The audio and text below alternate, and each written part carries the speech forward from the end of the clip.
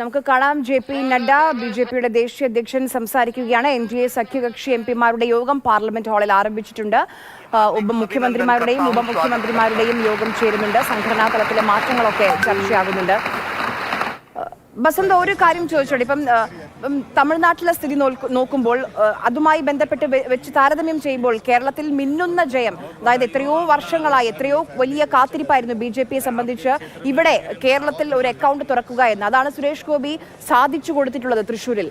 അപ്പോൾ ആ ഒരു പരിഗണന കൂടി, ആ ഒരു എക്സ്ട്രാ പരിഗണന കൂടി ഉണ്ടാവില്ലേ സുരേഷ് ഗോപിക്ക്? സമയം മുമ്പ് നമ്മൾ സംപ്രേഷണം ചെയ്ത ആ ദൃശ്യത്തിൽ തന്നെ അദ്ദേഹം പറയുന്നത് അതാണ്, ഞാൻ ഈ ജയം കേരളത്തിലെയും തമിഴ്നാട്ടിലെയും ജനങ്ങൾക്ക് വേണ്ടി സമർപ്പിക്കുന്നു എന്നാണ് അദ്ദേഹം പറയുന്നത്. അതായത് ദക്ഷിണേന്ത്യയിൽ നിന്നുള്ള ഏക എം പി എന്നുള്ള, അതായത് തമിഴ്നാടും കേരളത്തിൽ നിന്നുള്ള ഏക എം പി എന്നുള്ള നിലയ്ക്ക് ഒരു സ്വീകാര്യത തനിക്ക് ഉണ്ടാകുമെന്നുള്ളൊരു സൂചന അദ്ദേഹം തന്നെ നൽകുന്നുണ്ട്. അതുകൊണ്ട് തന്നെ ഒരു മുൻഗണന, കേന്ദ്രമന്ത്രി സ്ഥാനത്തേക്ക് ഒരു മുൻഗണന അദ്ദേഹത്തിന് ലഭിക്കും എന്നുള്ള കാര്യത്തിൽ യാതൊരു സംശയവുമില്ല. തമിഴ്നാട് ബി.ജെ.പി അധ്യക്ഷൻ കോയമ്പത്തൂരിൽ മത്സരിച്ച് പരാജയപ്പെട്ട അണ്ണാമലൈ ഇപ്പോൾ എൻ.ഡി.എ ഈ യോഗത്തിൽ പങ്കെടുക്കാൻ എത്തിയിട്ടുണ്ട്. അദ്ദേഹം അല്പസമയം മുമ്പ് സംസ്ഥാന അധ്യക്ഷൻ കെ സുരേന്ദ്രനുമായും അബ്ദുള്ള കുട്ടിയുമായും കൂടിക്കാഴ്ച നടത്തുന്ന ദൃശ്യങ്ങളും നമ്മൾ നൽകിയിരുന്നത്. ശരി, എന്തായാലും വലിയ അഭിനന്ദനങ്ങൾ, വലിയ പ്രശംസയൊക്കെ എൻ.ഡി.എ സഖ്യ എം.പിമാരിൽ തന്നെ സുരേഷ് ഗോപിക്ക് ലഭിച്ചുകൊണ്ടിരിക്കുകയാണ്. അതിന്റെ ദൃശ്യങ്ങളാണ് കാണുന്നത്. പുറത്തേക്ക് വരുന്ന സൂചനകൾ അനുസരിച്ച് കേന്ദ്രമന്ത്രി പദം ഉറപ്പിക്കുന്നുണ്ട്. കേന്ദ്രമന്ത്രിസഭയിലേക്ക് സുരേഷ് ഗോപി എന്ന തരത്തിലാണ് വാർത്തകൾ ഒക്കെ, സൂചനകളൊക്കെ വന്നുകൊണ്ടിരിക്കുന്നത്. എൻ.ഡി.എ സഖ്യകക്ഷി എം.പിമാരുടെ യോഗം ഇപ്പോൾ ചേരുകയാണ്. ആ ദൃശ്യങ്ങളാണ് നമ്മളിപ്പോൾ സ്ക്രീനിൽ കാണുന്നത്. എല്ലാവരുമുണ്ട്. നരേന്ദ്രമോദി എത്തിയിട്ടുണ്ട്. ഇപ്പോൾ ജെ.പി. നഡ്ഡ സംസാരിക്കുകയാണ്.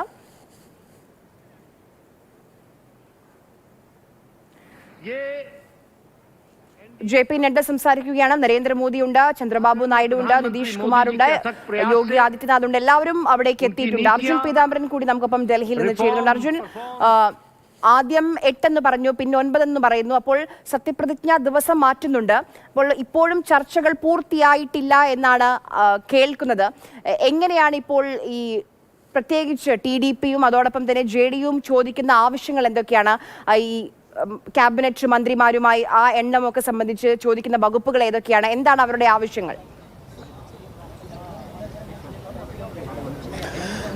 ഇപ്പോൾ സുരേഷ് ഗോപിയുടെ കാര്യത്തിൽ ഏറെക്കുറെ ഒരു തീരുമാനമായിരിക്കുന്നു. ഒരു മന്ത്രിപദം അദ്ദേഹത്തിന് ലഭിക്കുമെന്നുള്ള കാര്യം. ബാക്കി ആരൊക്കെ ഏതൊക്കെ പദവിയിൽ എത്തും എന്നുള്ളതാണ് ഇപ്പോഴും ചോദ്യചിഹ്നം നിൽക്കുന്നത്. തീർച്ചയായിട്ടും ചർച്ചകൾ ഇപ്പോഴും പുരോഗമിച്ചു കൊണ്ടിരിക്കുകയാണ്. അപ്പോഴും ജെ.ഡി.യുവും ടി.ഡി.പിയും നൽകുന്നൊരു വിശദീകരണം എന്ന് പറയുന്നത്, ചർച്ചകൾ ഒരു ഭാഗത്ത് പുരോഗമിക്കുമ്പോഴും ഇതിനോടകം തന്നെ നരേന്ദ്രമോദിയെ അവരുടെ ഒരു നേതാവായി തിരഞ്ഞെടുത്ത് കഴിഞ്ഞിരിക്കുന്നു എൻ.ഡി.എ. അത് ഇന്ന് ഔദ്യോഗികമായി പ്രഖ്യാപിക്കുക മാത്രമല്ല, മന്ത്രിസഭ രൂപീകരിക്കാനുള്ള ഈ സഖ്യകക്ഷികളുടെ എൻ.ഡി.എ സഖ്യകക്ഷികളുടെ സമ്മതപത്രം അല്ലെങ്കിൽ ആ ഒരു കത്ത് ഇന്ന് വൈകിട്ട് തന്നെ നരേന്ദ്രമോദി മറ്റ് സഖ്യകക്ഷി നേതാക്കൾക്കൊപ്പം രാഷ്ട്രപതിക്ക് കൈമാറുകയും ചെയ്യുമെന്നാണ്. അങ്ങനെയാണെങ്കിൽ നാളത്തോടുകൂടി തന്നെ രാഷ്ട്രപതി നരേന്ദ്രമോദിയെ സർക്കാർ രൂപീകരിക്കാൻ വേണ്ടി ക്ഷണിക്കുകയും മാത്രമല്ല 9-ാം തീയതി വൈകിട്ട് തന്നെ സത്യപ്രതിജ്ഞ ഉണ്ടാകാനുള്ള സാധ്യത ഇപ്പോൾ കാണുന്നുണ്ട്. കാരണം രാഷ്ട്രപതി ഭവൻ അങ്കണത്തിൽ അതിനു വേണ്ടിയിട്ടുള്ള ഒരുക്കങ്ങൾ ഇപ്പോൾ നടന്നുകൊണ്ടിരിക്കുകയാണ് എന്നുള്ളതാണ് ലഭിക്കുന്ന റിപ്പോർട്ട്. മാത്രമല്ല, അതുമായി ബന്ധപ്പെട്ടുള്ള ചിത്രങ്ങളും ദൃശ്യങ്ങളും എല്ലാം തന്നെ പുറത്തു വന്നിട്ടുണ്ട്. ടി.ഡി.പിയും ജെ.ഡി.യും അവകാശപ്പെടുന്നത് അല്ലെങ്കിൽ ആവശ്യപ്പെടുന്നത്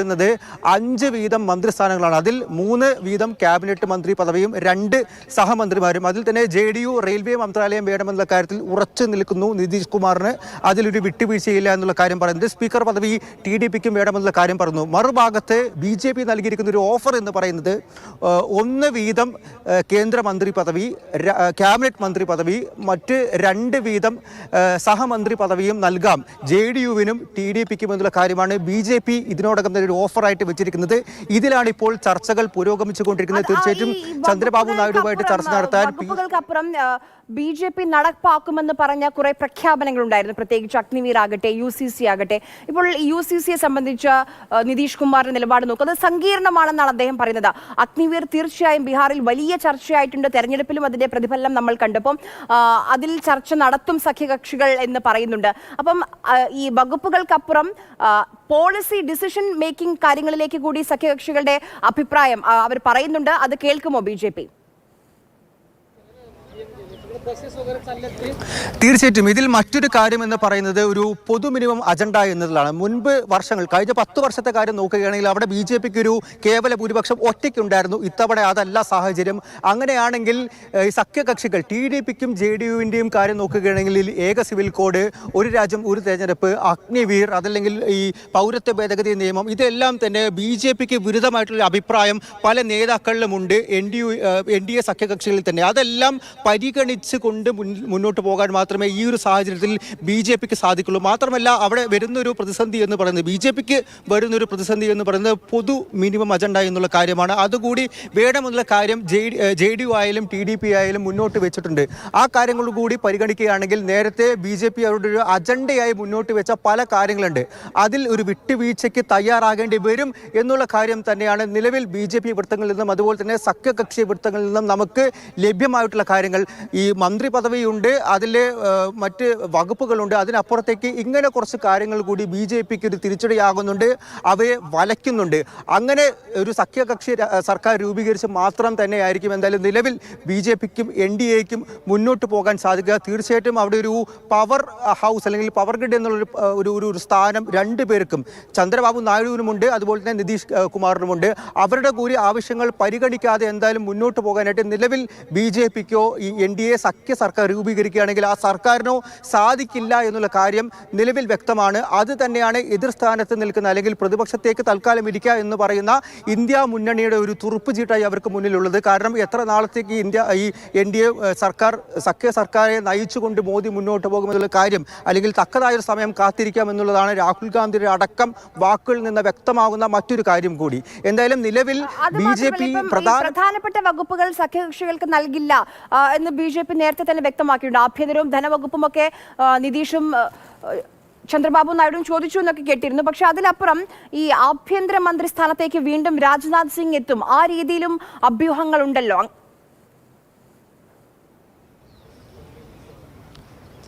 ഉണ്ട്. രാജ്നാഥ് സിംഗ്, അമിത്ഷാ, ഈ രണ്ടുപേരുടെയും പേര് ഇപ്പോഴും BJP പരിഗണിക്കുന്നുണ്ട് ആഭ്യന്തരം, പ്രതിരോധം എന്നീ വകുപ്പുകളിലേക്ക്. ആഭ്യന്തര മന്ത്രാലയം, പ്രതിരോധം, IT, നിയമം, ധനകാര്യം അടക്കമുള്ള വകുപ്പുകൾ എന്തായാലും സഖ്യകക്ഷികൾക്ക് വിട്ടു നൽകുന്നതിൽ BJPയിൽ ഒരു എതിർ അഭിപ്രായമുണ്ട്. ആ വകുപ്പുകൾ BJP നിലനിർത്തി കൊണ്ടുപോകും എന്നുള്ള കാര്യം തന്നെയാണ് നേതാക്കൾ വ്യക്തമാക്കുന്നതും BJP വൃത്തങ്ങളിൽ നിന്നും നമുക്ക് ലഭിക്കുന്ന വാർത്തകളും. അങ്ങനെയാണെങ്കിൽ മറ്റേതെങ്കിലും മന്ത്രിസ്ഥാനം മാത്രമായിരിക്കും സഖ്യകക്ഷികൾക്ക് നൽകാൻ വേണ്ടി ഈ BJP നേതാക്കൾ എന്തായാലും തയ്യാറാകുക.